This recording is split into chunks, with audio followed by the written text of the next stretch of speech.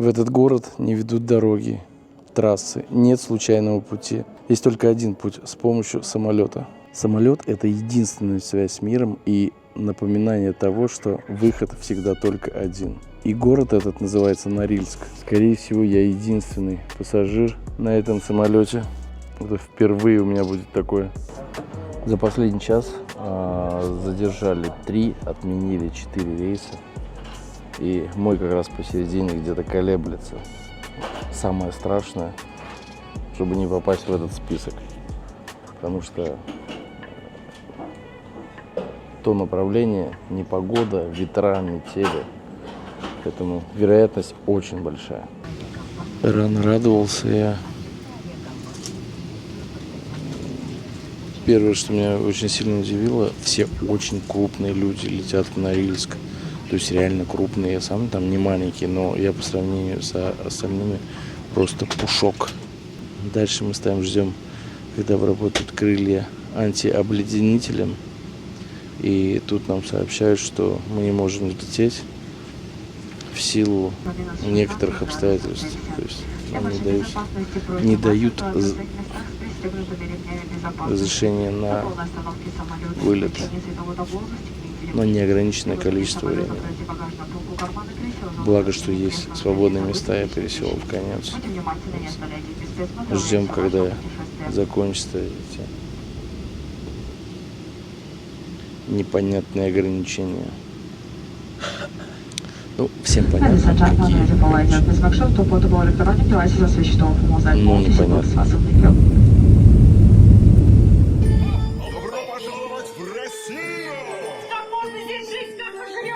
На расслабоне, на чиле.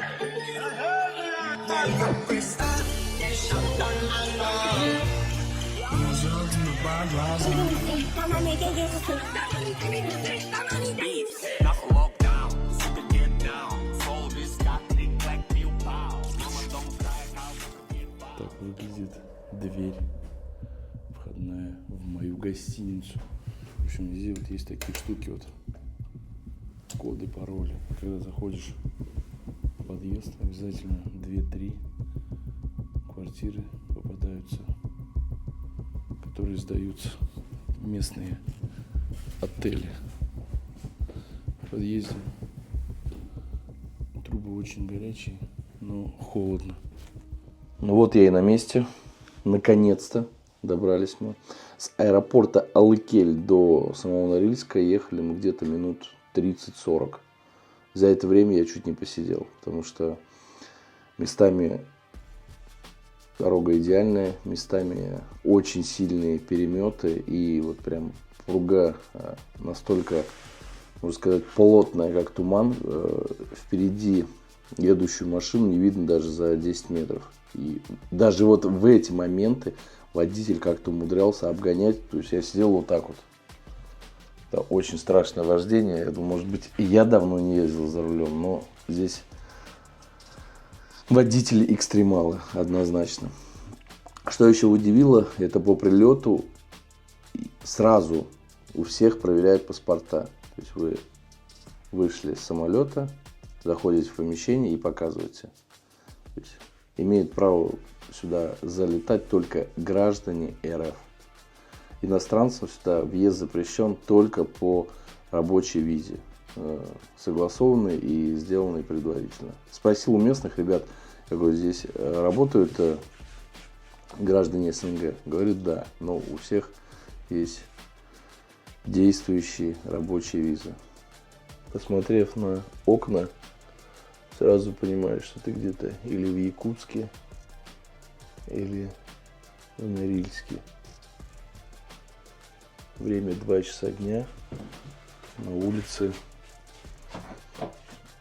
непонятное время. То есть и не ночь, и не день.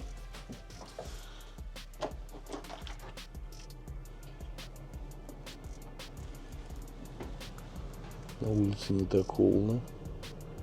Минус 20 градусов. Вид местного двора сверху. Быть в Норильске и не попробовать местную продукцию — это взять грех на душу. Поэтому сегодня у нас какой-то сбышек. Или трибышек. Трипышек. В общем, сбышек. Ценник на сбышек. Не такой уж и маленький, между прочим. То есть это дело стоит 380 рублей. Цвет приятный. Даже очень. Приехал в Норильск пиво попробовать.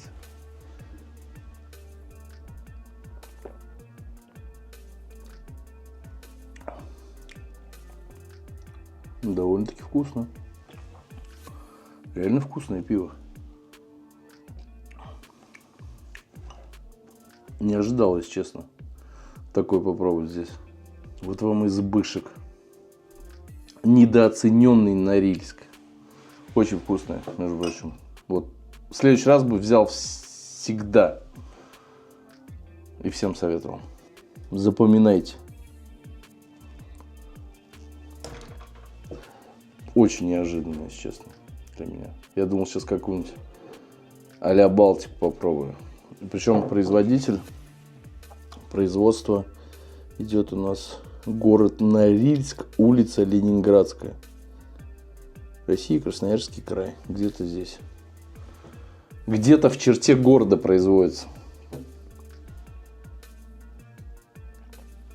Неплохо. В подъезде очень холодно, несмотря на то, что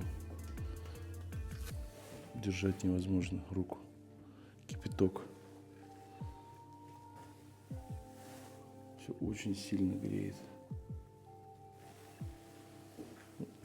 Не справляются, видно.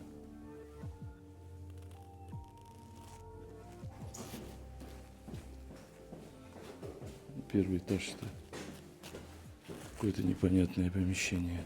Ну а сейчас мы отправляемся погулять по городу. И вот сразу выходишь, видишь, что машина стоит заведенная, в ней никого нет.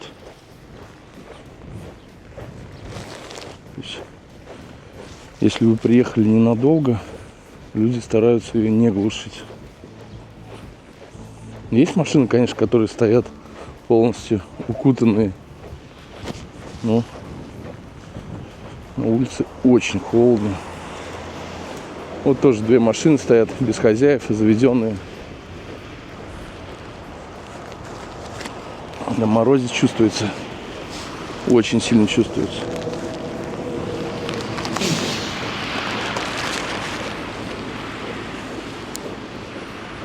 Техника, конечно, не особо кайфует. Попытка номер 2 прогуляться по этой улице. Вчера меня хватило ровно на 30 минут вечером. Сейчас я добавил к своей одежде еще подштанники. Потому что было очень холодно. Меня хватило ровно на 10 минут обойти дом и вернуться.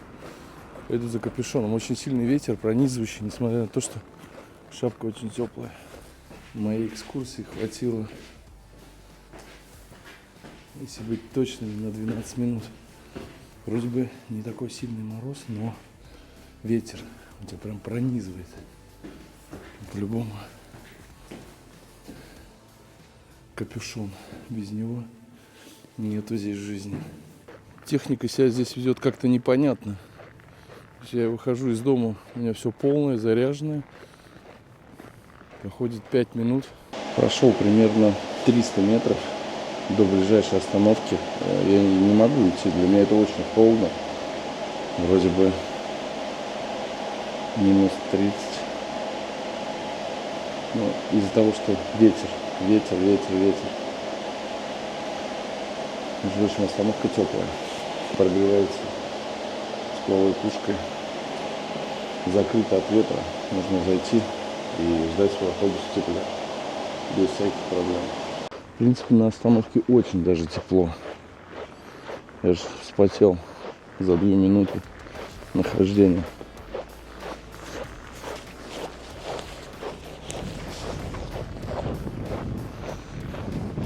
Я теперь понял, как отличить день от ночи.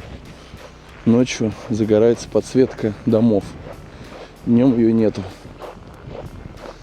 Центральная улица.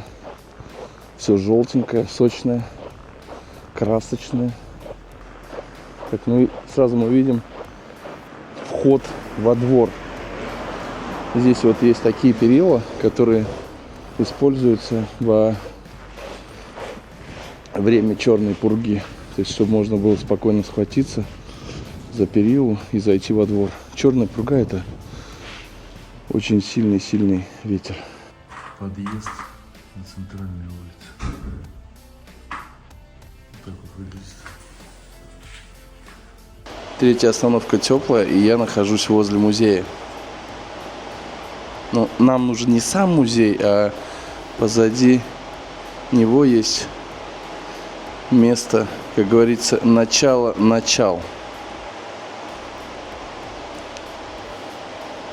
Вот. Пока общаюсь с местными жителями, спрашиваю, все вроде бы нормально отвечают, никто не дерзит.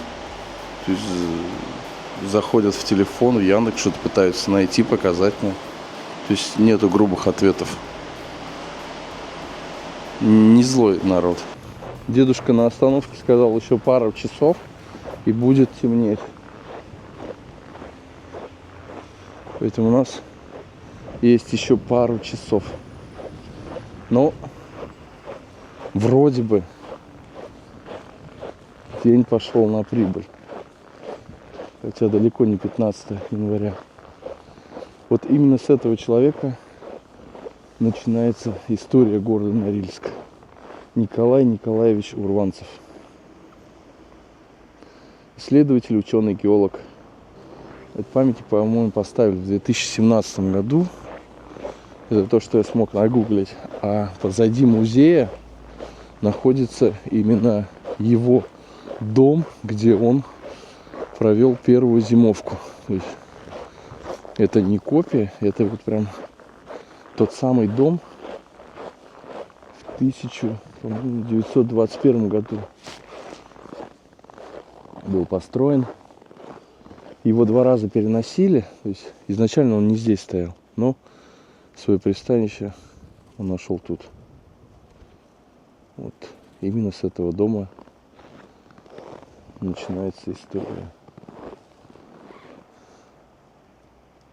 Эпоха. Именно отсюда начинается история города Норильска. Это дом, в котором жил геолог Урванцев Николай Николаевич. В 1921 году был построен этот дом.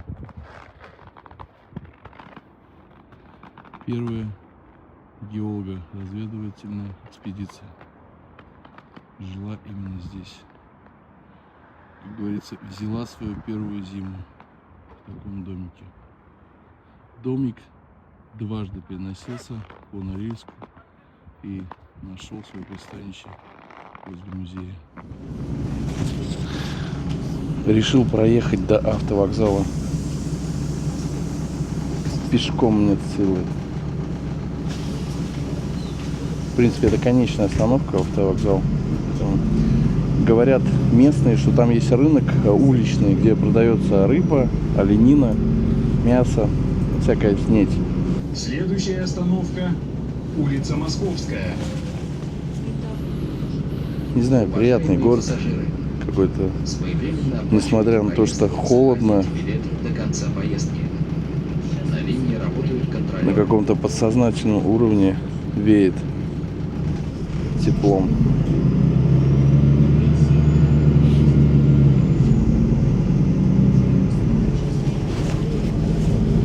Очень много праворуких машин здесь и японцев. Тойоты в основном.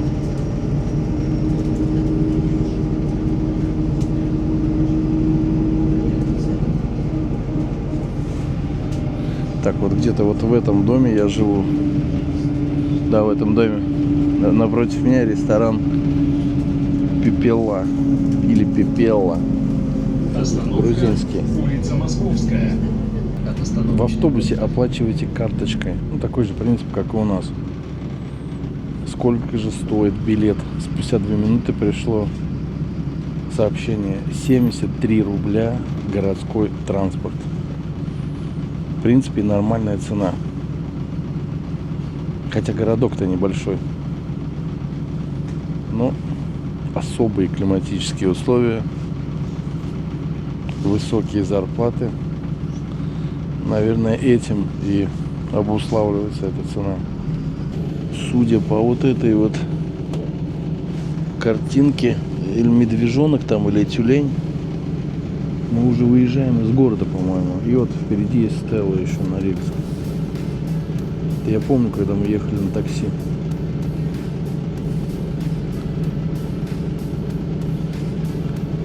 На выезде из города становится, конечно, мрачновато. Какая-то пустошь. Как будто едешь в неизвестность.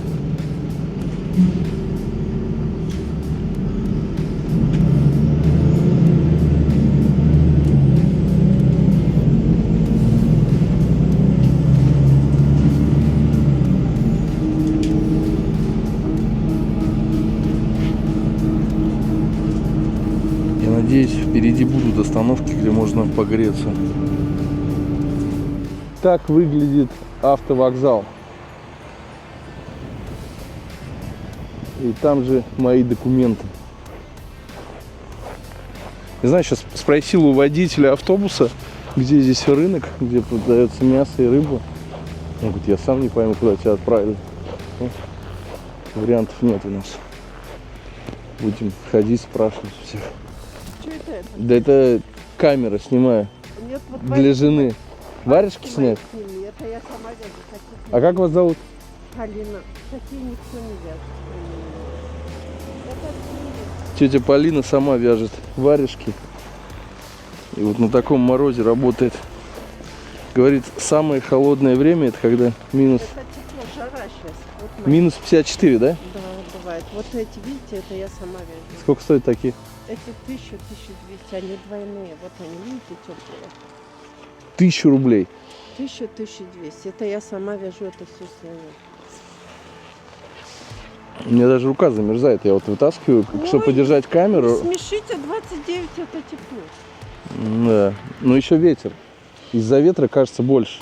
Ну, жара сегодня. Да. Жара. В общем, местные объяснили, как заряжаются они энергией. Утром вместо кофе пьют бульон. Как бараньи или говяжьи? В общем, любой мясной бульон. Да, да. Меня даже губы сводят, и я чувствую, что не могу слова выговорить. Просто бульон надо пить, чай кофе не надо, бульон. Причем тетя Полина жила в Кисловодске. Представляете? С тепла в холод. Честно, мне столько много снимают, я устала от этого. А что, сейчас снимают? Ой, много снимают. Да? Да, тайком меня снимают. Не, ну тайком я не снимаю. Не Так, надо всё. ладно, пойду я. Вот где лампочка горит, туда. Ага, все, спасибо. Наверное, я зря приехал.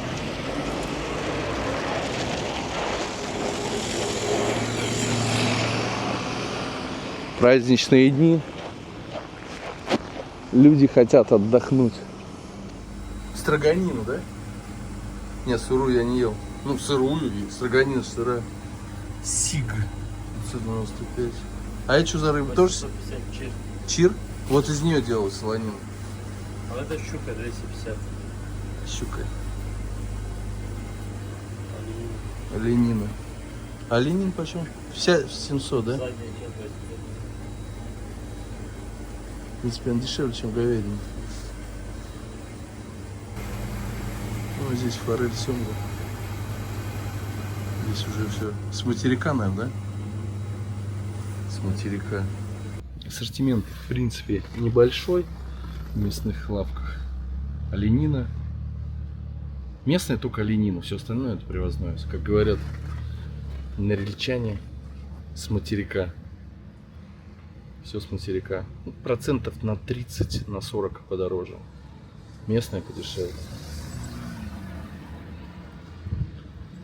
Сейчас заказал такси. Отогрелся в местном магазине. И поедем мы на знаковое место в Норильске. Это Голгофа. Норильская Голгофа. Если вы приехали в Норильск, обязательно к посещению этого места. Цены в магазине. Молоко. В принципе, плюс-минус такие же. Сделано в Норильске. Процентов на 30 подороже.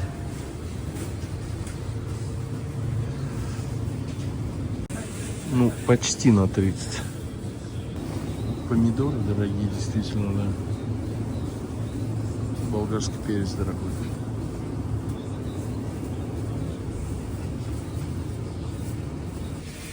Яйца цена прям адекватная. В Москве не меньше стоит. Ну, если там какие-то акционные, конечно же. Социально значимый продукт. Ну, скорее всего, может быть, это контролируется здесь. В принципе. Цены нормальные. Адекватные. Ну, местами нет, но терпимо. Чем дальше от центра,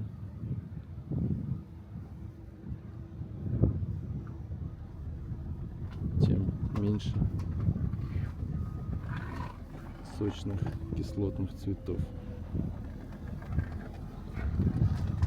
Норильская Голгофа.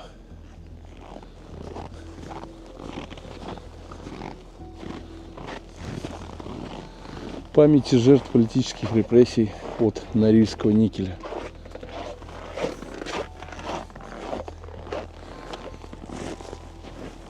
Много снега, не расчищено.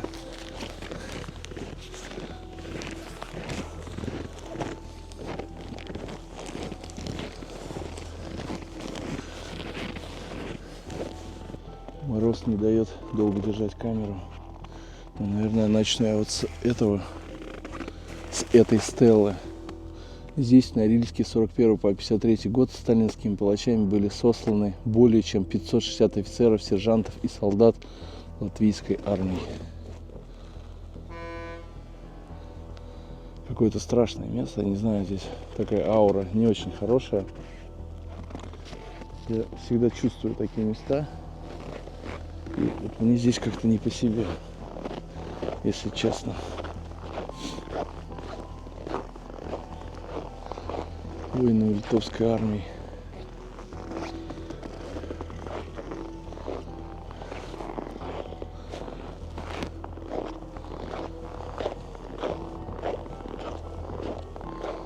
Погибшим эстонцам. Страшное было время, очень страшное. Если коротко, то это мемориальный комплекс жертвам сталинских репрессий, жертвам Нориль-ГУЛАГа, одного из крупнейших ГУЛАГов. То есть сюда везли заключенных. Наверное, даже вот с этого момента, можно сказать, начинается Норильск. С первых этапов. Сюда везли в один конец. То есть люди сюда ехали умирать. Мы, оставшиеся в живых, слышим голоса погибших японских пленных, доносящиеся до нас сквозь метели и вьюги, и будем делать все, чтобы жестокие испытания, выпавшие на их долю, не повторялись никогда. Повторюсь, очень страшное место, очень такое оно эмоциональное. Чувствуется,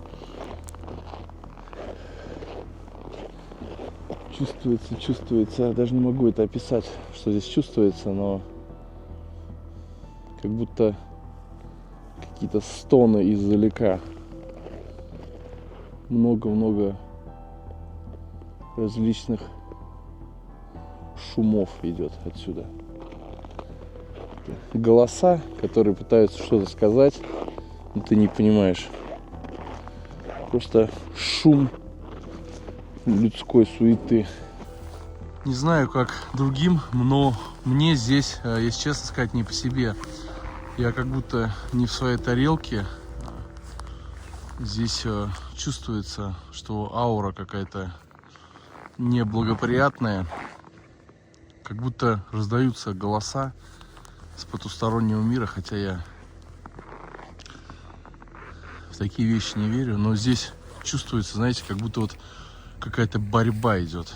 Здесь вот тысячи людей как будто находятся в каком-то замкнутом пространстве, пытаются что-то тебе рассказать, но не могут этого сделать, и ты слышишь просто какой-то шум.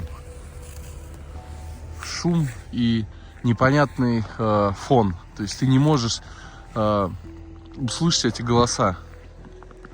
Только шум. Смотрите, как это выглядит символично. Нориль, никель и Голгофа. То есть одно вытекает из другого. Ну, вообще это памятник репрессированным.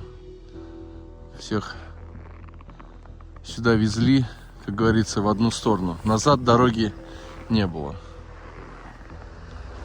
Дорога в один конец. Здесь не хочется задерживаться. Вот я заметил. Я вот вышел за этот заборчик, и мне стало спокойнее. Когда я находился там, меня что-то прям вот подворачивает. Меня постоянно тянет автоматически к выходу. Там я это не мог объяснить, вот за забором могу это сделать. Постоянно оборачиваешься назад и что-то смотришь.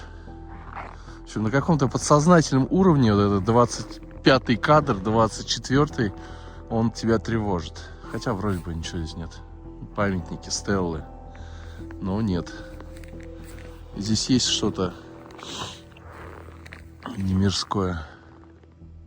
Кажется, такая тишина. Говорящая тишина, вот так скажем. То есть вроде бы и тихо. Ну, вроде бы есть какое-то движение в этом месте. Непонятное. Поэтому не буду я здесь долго задерживаться. Я хочу уйти отсюда. История, ее не перепишешь, от нее никуда не денешься. Ее нужно принять таковой, какая она есть. Не могу уехать отсюда, представляете? Захожу в телефон, пытаюсь найти адрес, куда мне нужно ехать. Приложение вообще голова не варит. То есть я кручу туда-сюда приложение с места на место. Не могу зайти. Это как будто вот с компасом зашел в какое-то магнитное место, где он крутится по кругу, стрелка. Таксист дал номер, но он мне, наверное, не дал начальные цифры, поэтому вызвать я его точно не могу. Пишет неправильно набран номер. Впереди вроде бы увидел остановку. А ветер какой. Сейчас согреться хотя бы, хоть чуть-чуть. Да и техника отключается. Что-то происходит непонятное. Очень холодно. Очень. Я еле дошел. Я думал, конца края не буду этим 100 метрам. Здесь очень сильный ветер. И лицо, такое ощущение, как будто кипятком обдали. Того и гляди, сейчас кожа лопнет.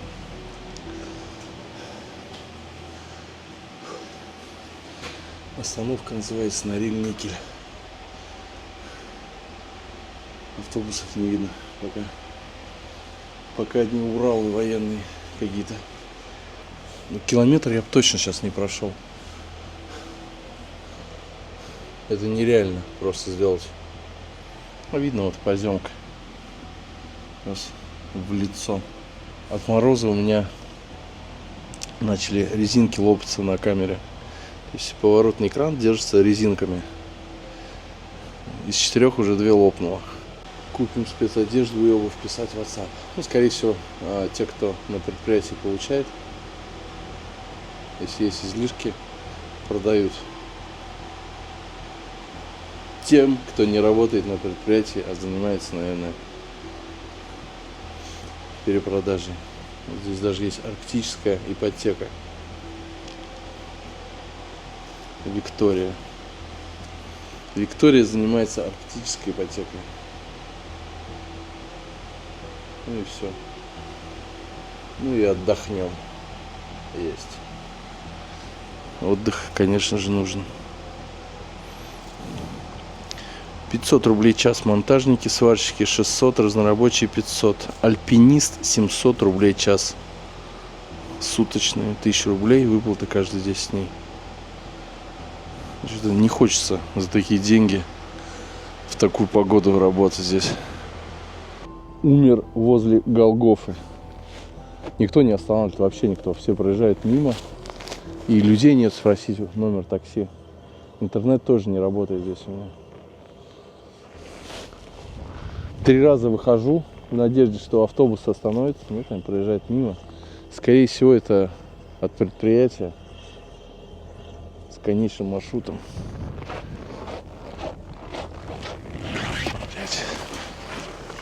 Ну,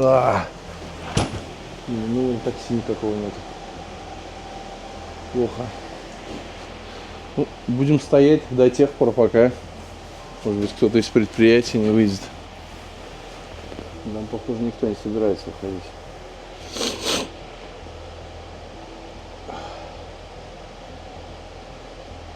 Кожа начинает грубеть.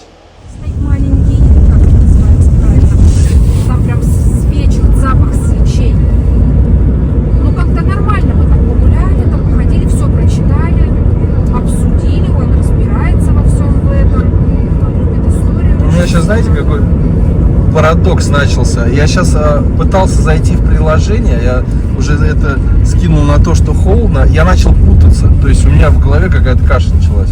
Я пытался найти что-то сделать, и я просто по приложениям тыкаю пальцем и не понимаю, что хочу сделать. Да, мозг немножко рассеялся. Да, пока не вышел вот за забор от этой Голгофы, которая окружает. Вот оттуда вышел, все, успокоился. Там Ага, какой-то ага. сумбур прям происходил. Никак не зашло вообще туда. Не то, что не зашло, я приемлю любые места, но здесь чувствуется очень сильная аура. И я бы поехала куда попала. Да, Я ну нормально. сосредоточился, нет, надо там поехать. А, вы тоже Я еще тоже разволновалась. Ну как-то, Это место смерти, вот так скажу, по-другому. да. Не прям вот данное, но оно сильно ассоциируется с этим процессом. Из-за холода больше минуты невозможно руку продержать. Минуты это уже хочется плакать. Сейчас хотел забежать в мечеть, я так и не дошел до нее. Эти 50 метров стоило мне свернуть за дом, меня просто начало сдувать. И вот забежал в первый попавшийся подъезд. Подъезды, вот такие вот укрытия, любые, где можно спастись от этого холода. Сейчас вспоминаю Якутск. Блин, я там так не мерз, как здесь. Здесь может быть и сейчас минус 33, мне водитель сказал, таксист, с кем мы доехали сюда. Но добавить ветер, по-моему, минус 70 уже. То есть он настолько пронизывающий, вот как будто через вас иглу пропускают. Поэтому пытаемся отогреться в подъезде. Причем я вышел, так, еще раз. Я вышел из дома, на улице постоял 3 минуты, ждал такси. В теплом такси приехал, и вышел на улицу 2 минуты, и все, я уже никакой. Руки уже все просто околели. Ноги в тепле.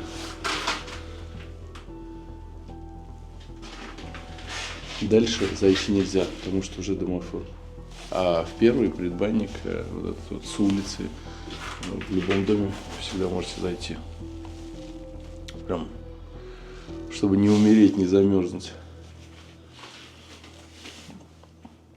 Не знаю, пустят меня в мечеть. Ну, в принципе, должны пустить. Если ты одет подобающим образом, то запустят. С горем пополам добрался я до мечети. Это самая северная мечеть. Называется она Нурт-Камал. Ее можно, в принципе, не можно, а нужно даже отнести в книгу рекордов.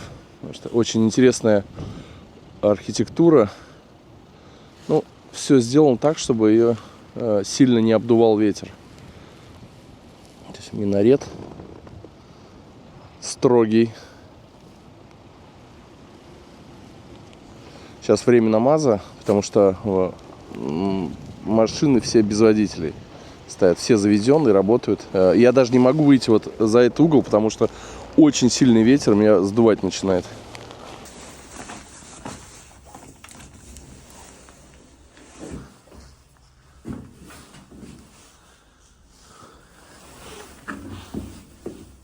Намаз идет, как-то неудобно подходить. Наверное, попозже зайду. Очень тихо здесь, очень тихо. На улице сильный ветер. Здесь прям ты в какую-то благодать зашел. То есть такая тишина. Как будто ты в бронекапсуле какой-то находишься.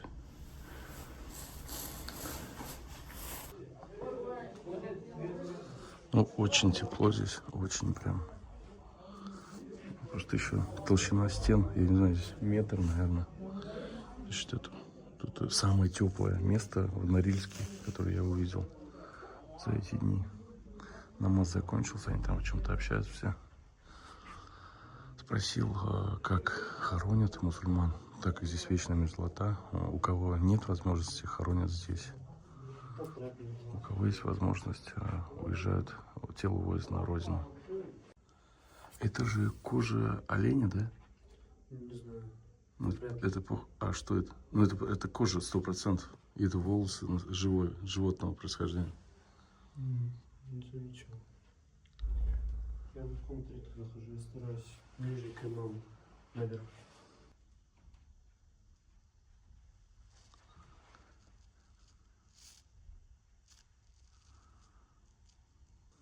Очень тихо. От тишины аж слух резать начинает. Успокаивает. Очень прям. На улице шум гам, ты заходишь, у тебя все. Только связь с Господом. Целый квест. Одеть перчатки с камерой. Все вот, как только ты выходишь из этой двери, сразу понимаешь, что ты в суровых условиях находишься. Повторюсь, очень тепло внутри. Очень. Так, ну а теперь нам нужно выйти и идти куда-то по холоду.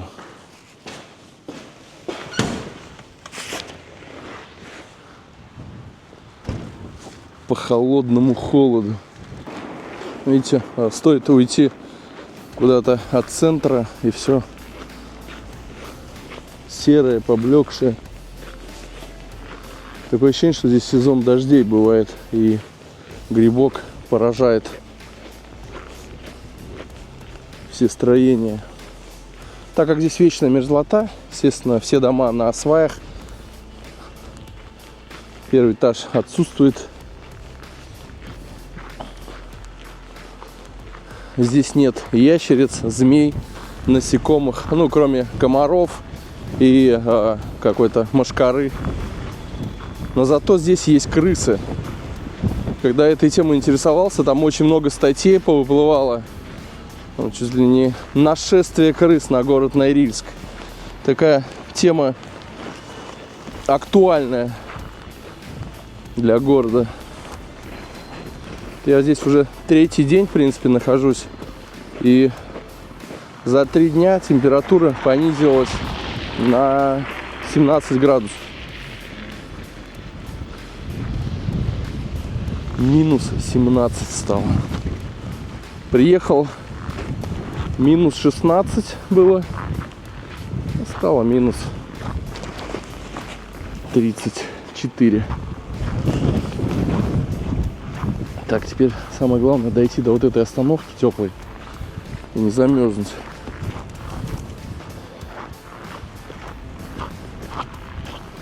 Почему его называют депрессивным городом?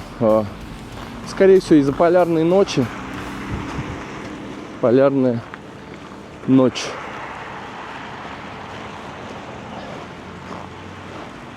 Все заметил, дома здесь очень близко друг к другу расположены. Ну, из-за ветров. Чтобы сильно не задувало. Поэтому плотная застройка. Школа номер 1 остановка называется. Зайдем погреться. Кто придумал эти остановки, там большое спасибо. Очень сильно они выручают. Ну, по крайней мере, меня это как островок жизни для меня. Через 2 часа начнет темнеть. Ну, в принципе, и так уже темно.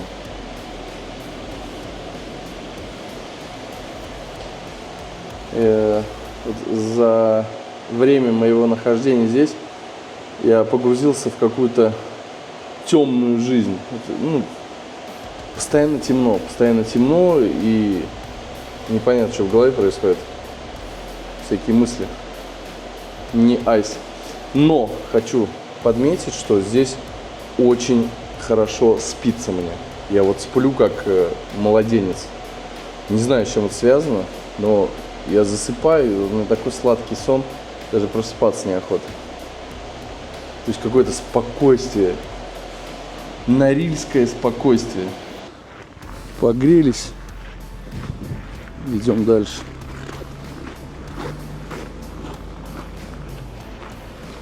Выходишь с остановки. Тепло, хорошо. Ровно 30 секунд. Разговаривал с местной бабушкой. Я говорю, а как здесь вообще хоронят у вас, если вечная мерзлота? Ну, 70% это кремация. Потому что очень много случаев, когда летом все подтаивает и кладбище превращается в болото. То есть прям выдавливает гробы, и они прям плавают. Поэтому кремация здесь актуальная. И, в принципе, я по ценнику посмотрел. Не так все это и дорого здесь стоит. Ну, естественно, если кто-то приехал с материка, они стараются вывезти тело. Но стоит это недешево. Красивый дом. Улица Комсомольская. Если искать видео про Норильск, там постоянно название в Ютубе самый депрессивный, самый грязный. В общем, всегда он будет самый-самый-самый. Понятно, что это для кликабельности, но на самом деле это самый загрязненный город в России, там, по всем рейтингам. То есть самое большое количество вредных веществ в воздухе витает именно в Норильске. Я так понимаю, это и есть школа номер 1. Видите, из-за сильного ветра мусор затаскивает. Говорят, что летом даже здесь в воздухе кислотой пахнет. Это в какие-то определенные дни. Но с каждым годом ситуация типа меняется в лучшую сторону.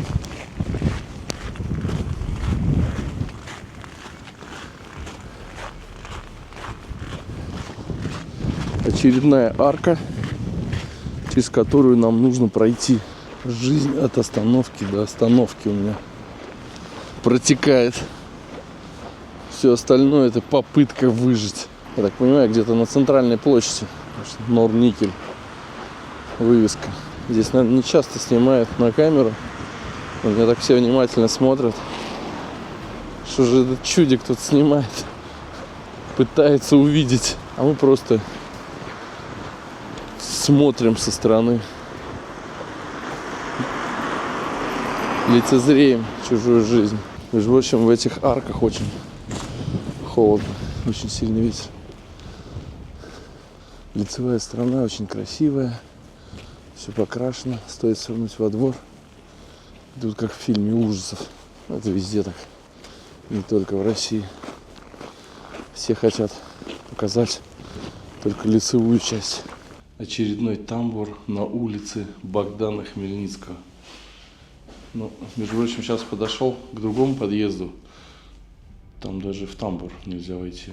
А здесь каждый второй подъезд открыт, поэтому терпимо. Запах, конечно, такой неприятный. Чувствуется вот реально какими-то мышками пахнет. Мышки большие по килограмму. И сейчас обратил внимание, на фасаде висят кондиционеры. Вот я в Москве за лето кондиционер я не знаю, 3 раза включал. Для чего здесь кондиционер людям, вообще не понимаю. То лето 1 месяц всего. И то, наверное, дней 15.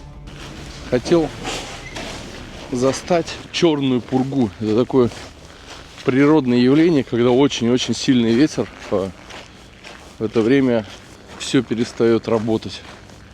То есть это ветер такой силы, там, по-моему, до 50 метров в секунду, когда человека сносит. Много видео, но это очень редкое явление.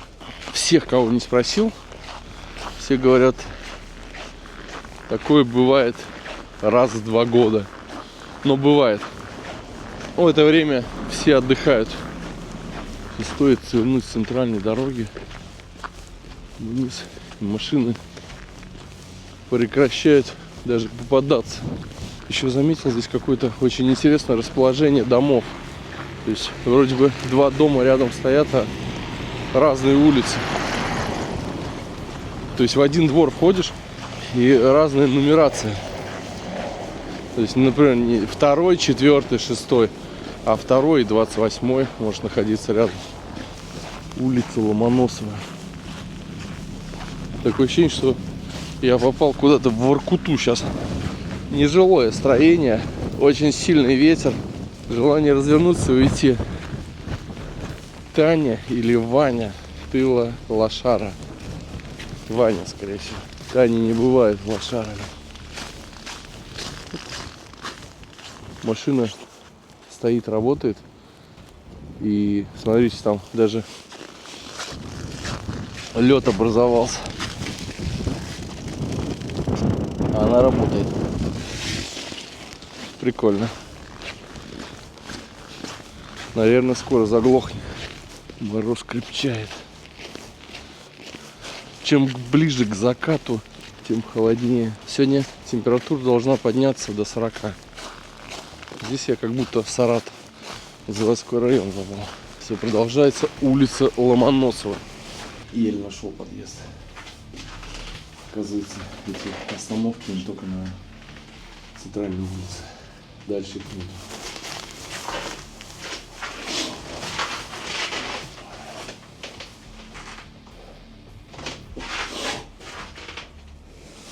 Шахтовый подъезд. Хотя здание снаружи красивое. Можно сказать, даже элитное. Шнурки расстегнулись. Просто уже шел. Что наклониться нереально. И снова здравствуйте. Норильские холода. Интересно снимать здесь ролики. От подъезда к подъезду. Между прочим, магазины КБ и сюда добрались. Это самая живучая сеть, по-моему, в мире. Всегда востребована, актуальна. Всегда есть свой клиент. Все едут за большим рублем. Как я говорил, уже попасть сюда тяжело. И вчера мне один из местных жителей сказал, что даже сейчас аннулируется ВНЖ тех, кто получал. Малейший косяк, все, ВНЖ аннулируется. Перестает работать. То есть сюда все тяжелее и тяжелее попасть, в этот закрытый городок. Средние зарплаты здесь от 100 тысяч рублей. У кого плюс-минус хорошая должность, под 200 получает. Этого друга хватает на улице ровно на 7 минут. Через 7 минут он загорается красным. Перестает работать. И ты идешь сам с собой разговариваешь. А думаешь, что микрофон работает. Дошел до магазина «Океан». Опять в предбаннике. Отогреваемся. Но сейчас вот прям долго не попадались помещения никакие. И у меня уже внизу стрелять начало все. Я прям чувствую такое щекотание нехорошее. Если бы еще километр, все, наша пушка больше не стреляла бы. Я, наверное, до дома сегодня не дойду. И Такое я тоже вижу впервые. Смотрите, первые этажи в жилом доме. Цокольный этаж, вернее. Это гаражи. Похоже на гаражи. Может быть, какие-то погреба. Интересно. Конечно. Лучше перемещаться по дворам, потому что меньше ветра. Центральные улицы очень сильно продувает. Долго, тяжело. Вернее, холодно идти. Проснулся, значит, я в 8 утра. Думаю, пойду пораньше поснимаю. Тут что-то. Ну, для камеры нужен свет. Темно. Вот где-то примерно так же. Ставлю будильник на 10. Просыпаюсь. Такая же история. Сейчас в Норильске полярная ночь. И она будет идти где-то до середины января. 45 дней. То есть это сейчас самое светлое время суток. И только после 15 января будет увеличиваться световой день. Посмотрел на градусник. И в течение дня каждый час прибавляется по 1 градусу. То есть к вечеру сегодня будет 30-очка мороза. Наконец-то я зашел домой. Ну и чтобы до конца развеять миф, еще раз. Я только зашел домой. Вот мои ботиночки. Чистейшие. Красота. Хотелось бы еще подметить то, что здесь очень чистый стек. Смотрите, 2 дня я выхожу на улицу. Ни одного пятна от реагентов нету на обуви. Ни одного подошва. Просто чистейшая. В Москве я бы уже, наверное, полтонны грязи домой принес. Вроде бы по всем рейтингам самый грязный город. Вот чистота чистейшая, как говорится. Я сам в шоке. Вот так вот бывает. Как в любом северном городе, здесь тихо, спокойно. Люди приветливые и дружелюбные. Прям со входа начинаются. Время перекусить, поэтому мы приехали в ресторан Норильск. Как говорят местные, это самый лучший ресторан в городе Норильске. Здесь огромное количество посадочных мест. Ну, блин, сюда не дозвониться, не дописаться. Никто не отвечает на телефон. Я вот часа 2. Поэтому пришлось приехать раньше времени. Хотя и время-то было непонятно, во сколько он открыт. Там в предбаннике постоял, немножко подождал возле соседнего магазина. И я вообще заметил, в Норильске никто никуда не торопится. Такая спокойная, размеренная жизнь. После Москвы, конечно, это очень сильно бросается в глаза, где все спешат. В общем, как в коллайдере бактерий. Здесь же все тихо, тихо, тихо. Такая спокойная северная жизнь. Я обзвонил практически все рестораны и работают только 4. Но почему акцент сделал на этом? Таймырская кухня. Это благо еще зашел в соседнюю гостиницу. На ресепшене девочка помогла дозвониться. У местных какой-то специальный код есть для звонков. Но чужие они не реагируют. Цепляться, конечно, мы ни к чему не будем, но меню здесь такое очень мощное. Кордонки метровые. Тебе вот так их приносят, кидают в тарелочку. Ну, цены прям приемлемые для ресторана, реально приемлемые. Тут лимонады. Здесь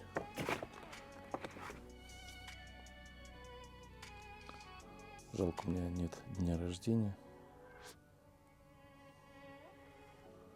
Значит, нету скидки. Бокальчики. Сейчас, короче, не снимаешь, потом будут норильчане мне написывать. Ты специально снял так, хотя ничего не снимаю специально, вот просто. Я все равно буду пить из этих бокалов. Так, принесли нам строганину из рыб. Мощно смотрится, конечно. Такая вот Площадочка на льду. Спросил, сколько она держит? 1,5 часа. 1,5 часа мы будем... За 1,5 часа она все рассохнется, мне кажется. Морс. Еще какой-то напиток. Начинаем с него. Ну, мне так сказали официанты.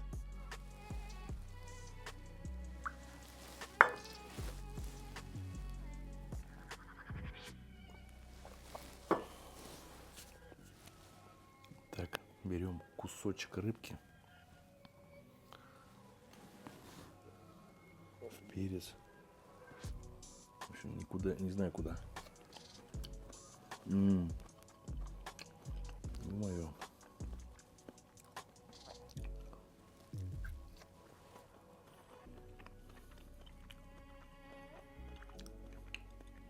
Блин, как же вкусно. Соевый соус там, скорее всего. Еще один. Вообще не понял. Перец, соевый соус.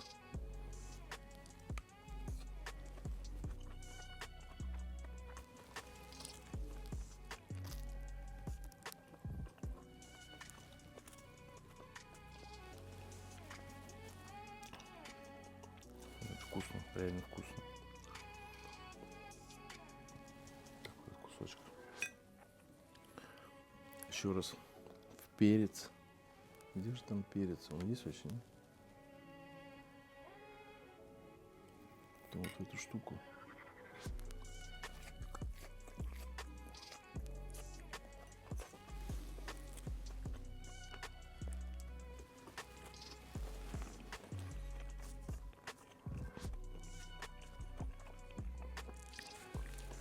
У меня нет слов, это очень вкусно. 5 из 5. Какие-то листья гороха. Непонятно. Ну что, вот так.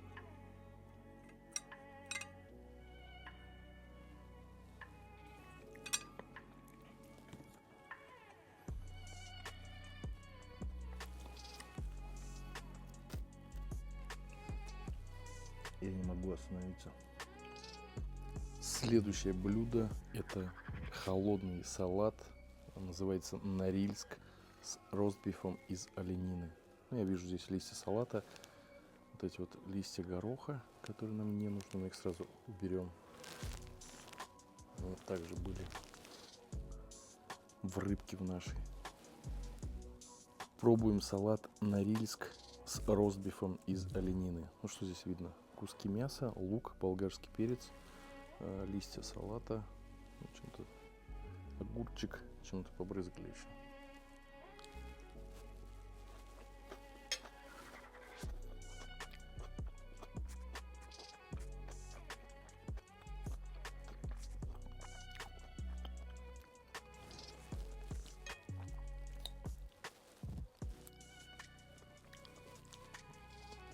Это вкусно, но я не понял. Мясо оленина немножко суховатое, но вкусно. Сугудай из Муксуна — это самое вкусное блюдо, которое я сегодня пробовал. Это очень и очень нежная рыбка. Вот именно в такой подаче, я думаю, понравится всем 100%. Вообще, все, что было связано с рыбой, мне все очень зашло. Выглядит очень вкусно. И не только выглядит. Я считаю, что это один из самых вкусных закусок, салатов. Не знаю, как это назвать. Если вы приехали в Норильск, обязательно заказывайте это блюдо. Это нечто. Если вы приехали в Норильск, то обязательно заказывайте это блюдо, эту закуску сугудай. Я думаю, не пожалеете никогда. Это очень вкусно. И вот именно брусника, или что вот это красное такое, она придает такой пикантный вкус своей кислотой. То есть она разбавляет. На это блюдо хочется заказывать постоянно. Я вышел подышать вниз, потому что там реально очень жарко становится. И мне уже в местный розыск объявили за неуплату счета. Пришлось доказывать, что я просто дышу. Позвонила жена и говорит: закажи еще раз это блюдо. Уж очень ей понравилась фотка. На самом деле она очень вкусная. Мне кажется, если пришли в этот ресторан, сразу смело его заказывайте. Про остальное можно забыть. Все остальное меркнет на фоне этого блюда. Наверное, многие скажут, да что такое 30 градусов мороз. Друзья, это не тот мороз, который вы привыкли видеть. 30 умножайте всегда на 2. Вот такие ощущения от такого мороза. Я сейчас вспоминаю Якутск. Мне там легче было производить съемку, чем здесь. Потому что я даже на улице больше мог находиться, чем здесь. Ровно 20 минут, и я захожу в здание. Всегда здесь. В общем, это обычный русский городок. Рабочий. Где все работают. Ничего депрессивного я здесь, конечно, не увидел. Не считая того, что полярная ночь, полярный день. Холодно, да. Ветер сильный, да. Суровые климатические условия, да. Люди добрые зато. Самое главное — люди. Я уже 3 ночи нахожусь в этой квартире. Ну, это типа апартаменты, мини-отельчики. И вот за 3 дня я ни разу не спал без толстовки. То есть я сплю в толстовке и под одеялом, потому что квартира не прогревается. Несмотря на то, что она находится на 3-м этаже, есть соседние квартиры. Я не знаю. Для меня очень холодно. Красиво город.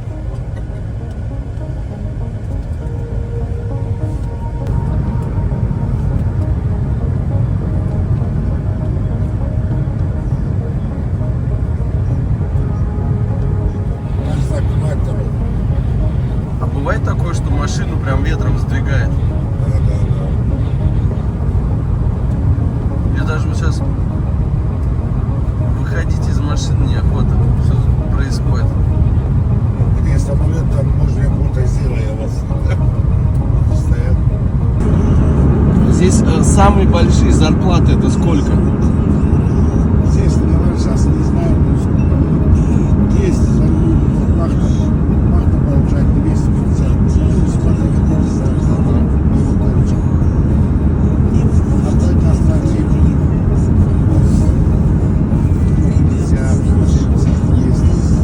В общем, от 100 и выше, да?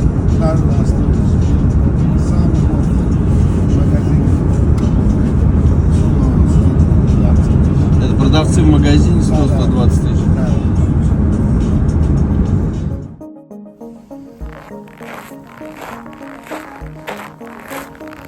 Давно я так не скрипел.